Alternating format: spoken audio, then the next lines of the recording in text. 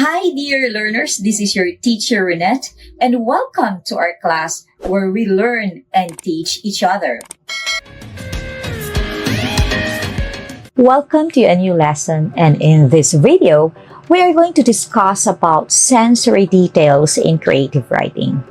How can you use the five senses to make your writing come alive? Trust me, adding these little details can turn a good story into a great one. You've got five senses. In writing, these help your readers feel like you're right there in the scene.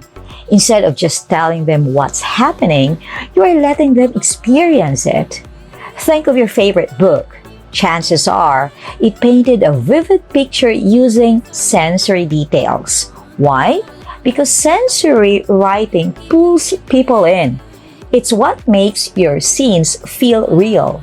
Now, let me show you examples of sensory details, and we'll also explore why verbs are often more powerful than adjectives. Don't get me wrong, students. Adjectives are useful for describing, but verbs can create more vivid and dynamic sensory imagery. Here's the first example. Try to read the weak and strong examples. Can you see the difference? See what's happening here? In the strong version, we don't just describe the garden, we experience it. Verbs like exploded, blazed, and stretched add a sense of action and energy. The garden isn't just beautiful, it's alive, bursting with color. And that's the power of verbs. They bring energy and movement to your writing, making everything more vivid and real. The second example, the sound. What do you hear? Instead of saying quiet, you are hearing a whole symphony. Birds sang, leaves rustled, and the forest bustled with life. The scene isn't static, it's active. The verbs bring the sounds to life, making you feel like you're actually in the forest, listening to the sounds around you. The third example, what do you smell? Smell is powerful, and verbs make it even more so.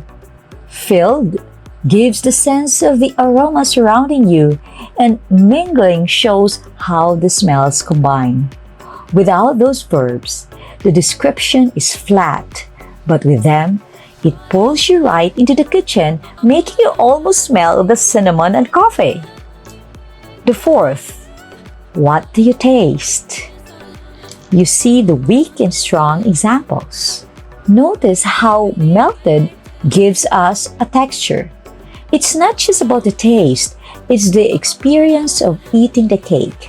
When you say the cake melted, you're engaging the reader's senses, texture, taste, and the action of it all happening. Balanced helps to add depth to the flavor. It's not just a cake that tastes nice. It's a rich, complex experience. The last one, to touch. What do you feel? See the differences between weak and strong sentences. Just saying soft doesn't do justice to how a blanket feels, right? But when we say the blanket wrapped around you and its fibers brushed against your skin, you can feel the warmth and comfort. They turn an ordinary moment into something sensory and alive. Wrapped and brushing don't just tell us how the blanket feels, they make us feel it too. Let's explore sensory details using a mango. Is mango your favorite fruit? By using simple descriptions and verbs, we can make it feel real and vivid. The sight example. The mango shone brightly yellow with a hint of green. Touch. Its skin felt smooth and lightly soft when I held it. Smell. It gave off a sweet tropical aroma. Taste. The juicy flesh burst with sweetness and a tangy kick. Sound. The knife sliced through the mango, squishing softly. You see how easy it is to bring the mango to life with sensory details your readers can imagine seeing, touching, smelling, tasting, and even hearing it. Here's the thing. Verbs are your secret sauce. Adjectives can tell us what something is, but verbs show us how it is. They add action, movement, and life to your descriptions. You don't just describe a scene with verbs, you make your reader experience it. The best writing isn't just telling, it is showing, and verbs are the key to that. Next time you're writing, think about your verbs. Can you make them stronger? Can they add more energy to your scene? You'll see your writing go from good to amazing with just a little more action. So go ahead and make your writing explode with life. That's the end of our lesson. See you in the next class. Happy learning!